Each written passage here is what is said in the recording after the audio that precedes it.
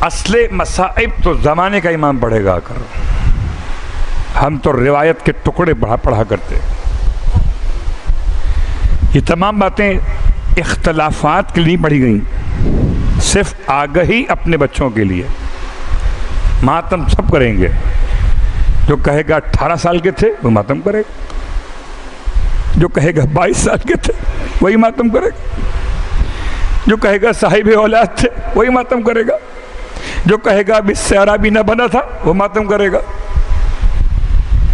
اول شہید ہوں تب بھی ماتم ہوگا، آخر شہید ہوں تب بھی ماتم ہوگا۔ علی اکبر۔ روایت کے اعتبار سے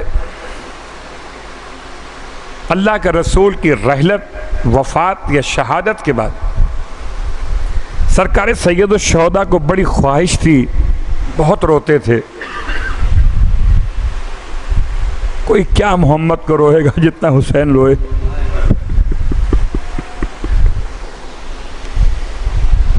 کسی کو کیا پتا کہ پیغمبر کے جانے کا مطلب زمانے سے کیا تھا۔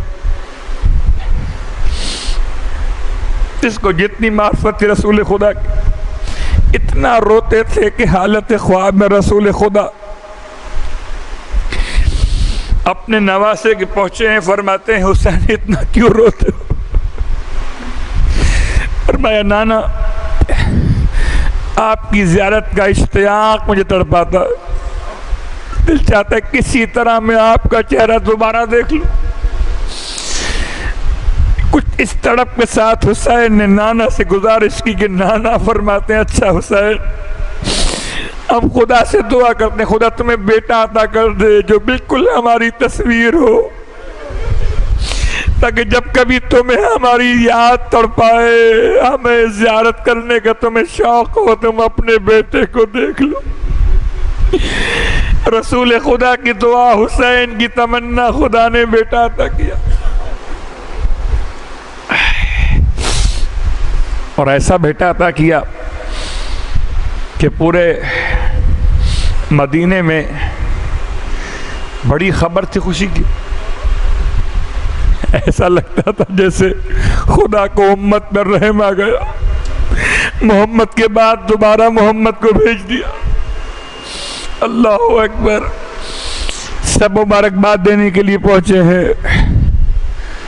بعض علماء کہتے ہیں کہ جناب زینب کبریٰ بھی مبارکباد دینے کے لیے، یقیناً ان سے بہتر مبارکباد اور کون دے سکتا تھا مولا حسین کو۔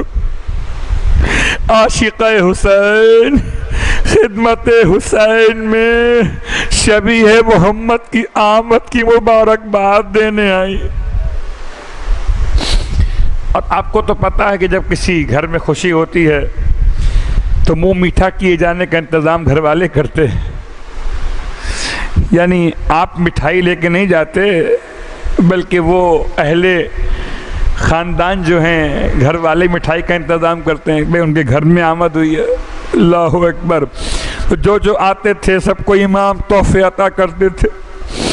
جب بی بی آئی ہیں اور امام فرماتے ہیں بہن آپ کو کیا تحفہ دیا جائے، فرمانے لگیں بھئی آپ جانتے ہیں کہ میں حیدر کرار کی بیٹی، جعفر طیار کی بہو، مجھے دنیا کا مال تو نہیں چاہیے بھئی، اگر ہو سکے تو مجھے وہ قیمتی چیز دے دے جو تجھے اماں زہرا کے بعد سب سے زیادہ عزیز ہو۔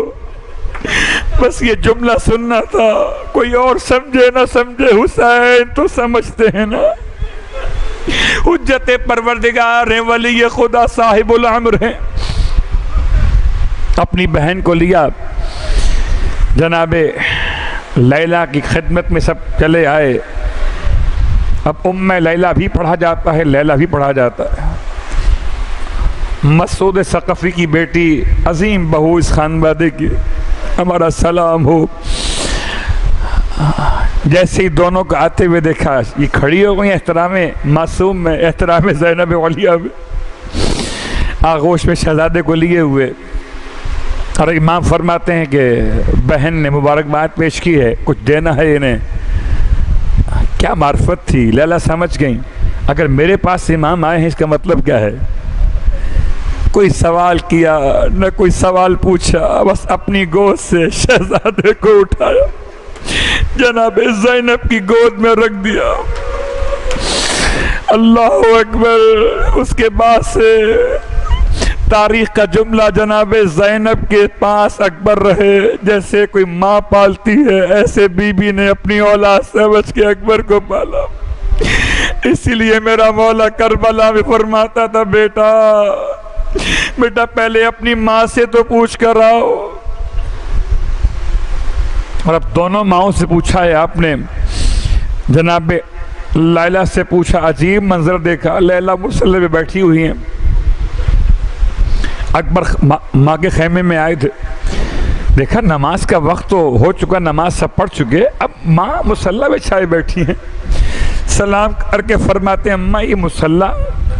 فرمایا، بیٹا میں سجدہ شکر کے انتظار میں ہوں۔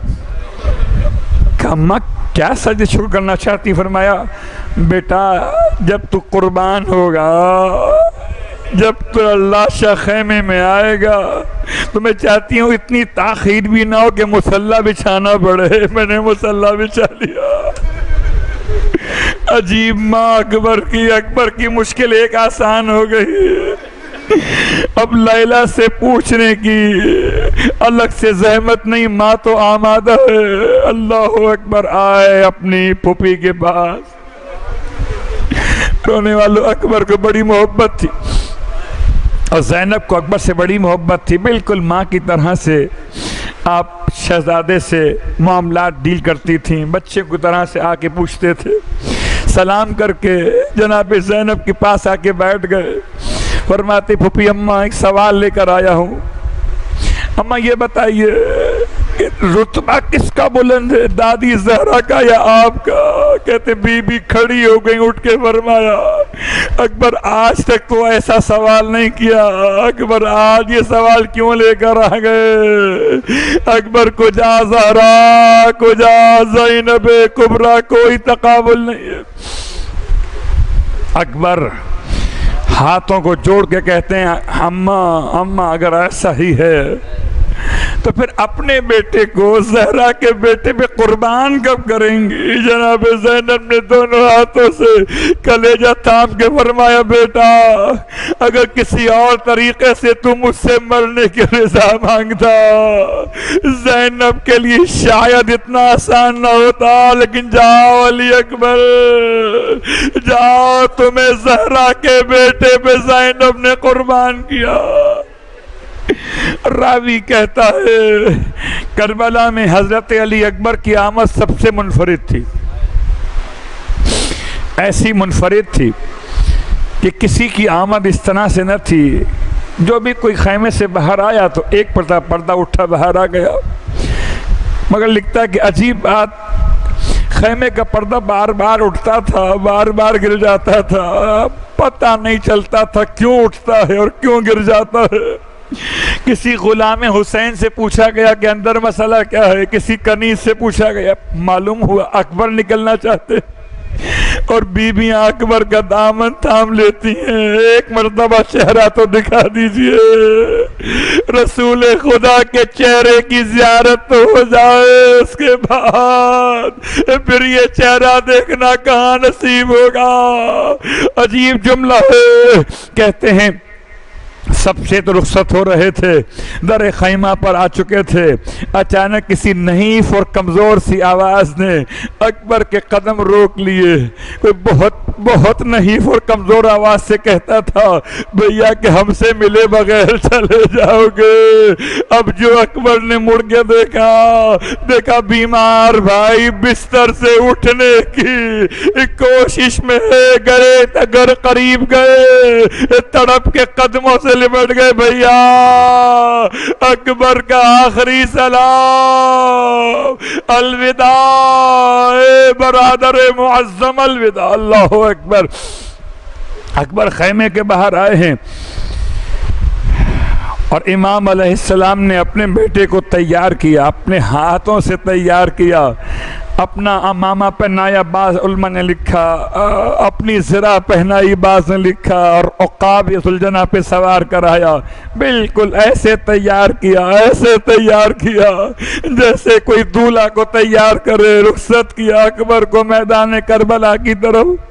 لیکن عجیب بات تھی، عجیب بات تھی، اکبر چلے گھوڑے پہ سوار ہو کے، حسین پیدل گھوڑے کے پیچھے پیچھے چلنے لگے۔ رونے والوں جتنے جوان بیٹھے ہیں، کبھی اپنے باپ کی محبت کو یاد کرنا، شاید آپ کو اندازہ نہ ہو کہ آپ کا باپ آپ سے کتنی محبت کرتا ہے۔ جب آپ جوان ہو جاتے ہیں تو باپ کی تمنائیں کیا ہوتی ہیں۔ امام اکبر کے پیچھے چلنے لگے، اکبر کو خبر نہ ہو سکی کہ کون پیچھے آتا ہے۔ اکبر نے اپنے انداز سے گھوڑے کی رفتار کو بڑھایا تاکہ جلدی آگے بڑھ سکیں۔ اب جب گھوڑا دوڑنے لگا، اکبر کو قدموں کی آہٹ کی آواز محسوس ہوئی، دیکھا پیچھے مڑ کے تو بوڑھا باپ دونوں ہاتھوں سے جگر تھامے ہوئے اکبر کے گھوڑے کے پیچھے دوڑ رہا ہے۔ اکبر نے گھوڑا روک دیا، ہاتھوں کو جوڑ کے فرمایا، بابا بابا اگر اس طرح آئیے گا تو میں کیسے جا سکوں گا؟ بابا اگر اجازت نہیں ہے تو میں واپس لوٹ آتا ہوں۔ امام نے عجیب جملہ ارشاد فرمایا تھا، بیٹا علی اکبر تیرے سینے میں باپ کا دل نہیں ہے۔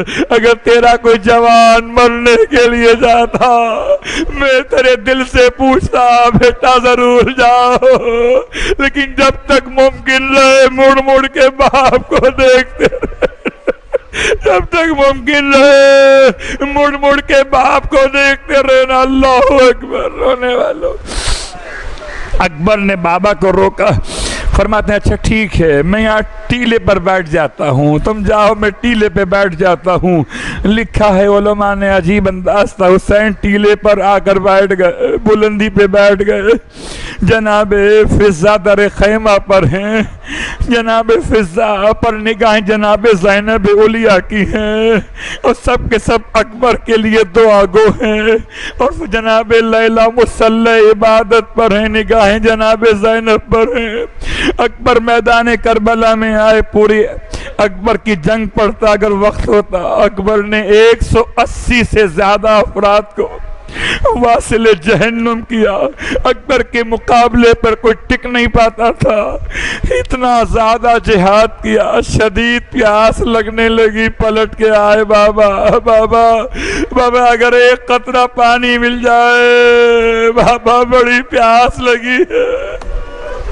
رونے والوں کبھی کوئی ایسا وقت نہ آئے کہ کوئی جوان بیٹا باپ سے اتنی چھوٹی سی آرزو کرے اور باپ اسے پورا نہ کر سکے۔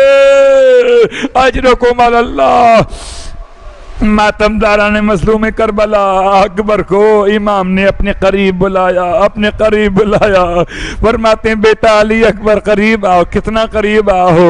اکبر کے چہرے سے دھول کو صاف کرتے جاتے ہیں، اکبر کے ہونٹوں سے دھول کو صاف کیا، فرمایا بیٹا میری زبان اپنے دہن میں لے کے دیکھو، شاید کوئی تری مل جائے۔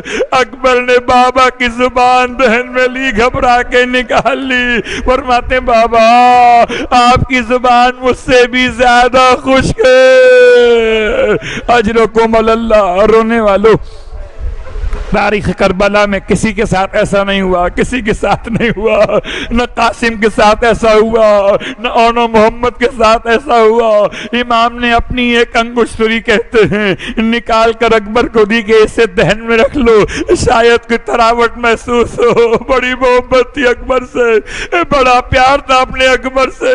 اکبر پلٹ کے میدان میں دوبارہ آئے اور اب اکبر نے جہاد شروع کیا، بڑا جہاد کیا، لیکن واہ غربتا، ایک منزل ایسی آئی کہ سب نے مل کے اکبر کو گھیر لیا۔ واہ غربتا، جو جتنا اکبر کو مار سکتا تھا اس نے مارنا شروع کیا۔ ہائے رسول کی تصویر خون آلودہ ہونے لگی، آئے میرا مولا، اکبر کے چہرے کی زیارت کرنے والا، اجرکم اللہ، رونے والوں شہزادے علی اکبر پر کس طرح سے وار، بہت غور کیجئے گا، امام نے اپنا ذوالجناح کیوں دیا تھا؟ بات سمجھ میں نہیں آتی۔ اکبر کسی گھوڑے پہ جا سکتے تھے، اپنا ذوالجناح کیوں دیا تھا؟ کہ آپ کا ذوالجناح رسول خدا کی سواری ہے، اس لیے خاص طور سے دیا تھا۔ اور ذوالجناح بڑا سمجھدار تھا۔ جب اکبر زخموں سے چور ہوئے، برداشت کر سکو گے جملہ پڑھوں، ارے دائیں طرف والے جب اکبر دائیں طرف جھکنا چاہتے تھے کہ زمین پہ اتر جائیں، نیزے مار مار کے اکبر کو روکتے تھے، گرنے نہ دیتے تھے۔ جب بائیں طرف جھک جاتے تھے کہ اس طرف اتر جائے، اس طرف کے سپاہی اکبر کو یہاں سے نیزے مارتے تھے، یہاں تک کہ حسین کا لال اپنی دونوں باہیں ذوالجناح کے گلے میں ڈالی، گھوڑے مجھے زمین پہ پہنچا دے، واہ غربت آؤ۔ ادھر آپ نے ذوالجناح کے گلے میں باہیں ڈالی، کسی ظالم نے پشتے علی اکبر پر ایسا نیزہ مارا کہ اکبر گھوڑے پہ نہ سنبھل سکے، آواز دی بابا بابا آخری سلام۔ رونے والوں اکبر کا آخری سلام سنا، حسین ٹیلے سے زمین کربلا پہ گرے، فضہ در خیمہ پہ گری، زینب خیمے میں گری، ماں مسلح پر گری، خدایا میری قربانی قبول کر لینا، اجرکم اللہ، اجرکم اللہ۔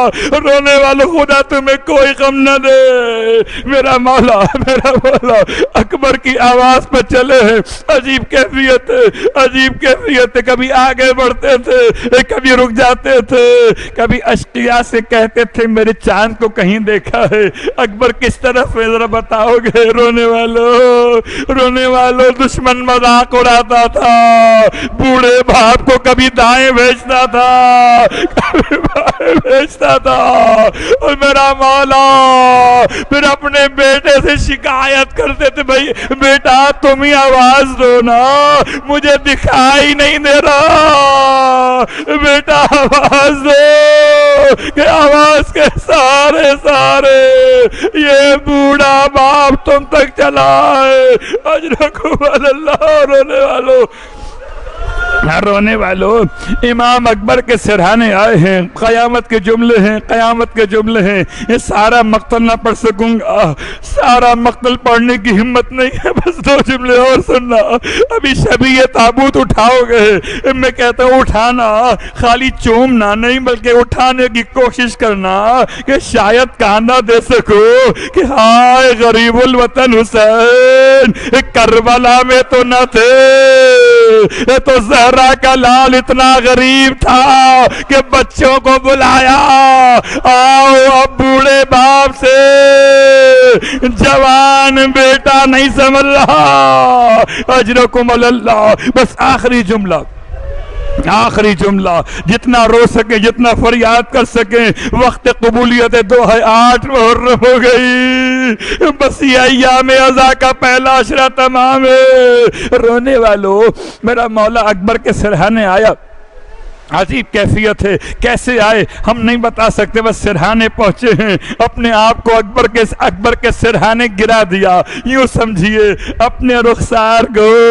اپنے بیٹے کے منہ پہ ملنے لگے، ملتے جاتے تھے، روتے جاتے تھے، بنیا علی علی میرے بیٹے علی، الدنیا بعدک الفا، بیٹا بوڑھے باپ کو اب دکھائی دینا بند ہو گیا، آنکھوں کا نور چلا گیا، اجرکم اللہ۔ اکبر بابا سے کہتے تھے، بابا آپ پریشان نہ ہوئیے، بابا مجھے لینے کو دیکھیے، نانا چلے آئے، دیکھیے دادا میرے سرہانے کھڑے، دیکھیے دادی میرے سرہانے آ گئیں۔ امام اکبر کی باتیں سن سن کے روتے تھے، بس ایک جملہ اور پڑھوں گا مجلس تمام کر دوں گا، سن سن کے روتے تھے۔ امام نے اکبر سے فرمایا تھا، بیٹا ہم بوڑھے ہو گئے، تم ابھی جوان ہو ہماری امداد کرو، ہم تمہیں کسی نہ کسی طرح خیمہ گاہ تک لے جائیں گے میرا مولا میرا مولا۔ اکبر سے کہتے تھے، ہائے اکبر نے رو کر پوچھا بابا آپ کی امداد کیسے کروں؟ فرماتے تھے بیٹا اتنا تو کر جیسے بچپن میں میرے گود میں آتے تھے نا، ایسے گود میں آ جاؤ، اپنے دونوں ہاتھ میرے گلے میں ڈال دو۔ اکبر نے ایک ہاتھ تو بابا کے گلے میں ڈالا، دوسرے ہاتھ کو سینے سے نہیں اٹھایا۔ حسین تڑپ گئے، فرماتے ہیں بیٹا علی اکبر دوسرا ہاتھ کیوں نہیں اٹھاتے ہو؟ اکبر خاموش ہیں، بس آنکھوں سے آنسو جاری ہیں، اپنے بابا کی غربت کو دیکھ کے روتے ہیں۔ ہائے حسین! ایک مرتبہ آستین کو پلٹا، فرمایا بیٹا بوڑھا ضرور ہے مگر صابر ہے، ہٹاؤ ہاتھ کے ہم سینہ دیکھیں۔ واہ مصیبتہ! رونے والوں دو ہی مقام تاریخ نے بتائے جہاں ہاتھ رکھ کے زخم چھپائے گئے۔ یا سیدہ مدینے میں ٹوٹا ہوا پہلو، یا کربلا جوان کا ٹوٹا ہوا۔ الوداع علی اکبر، الوداع حسین، جوان کے لاشے کو لے کے چلے، فریاد یا حسین۔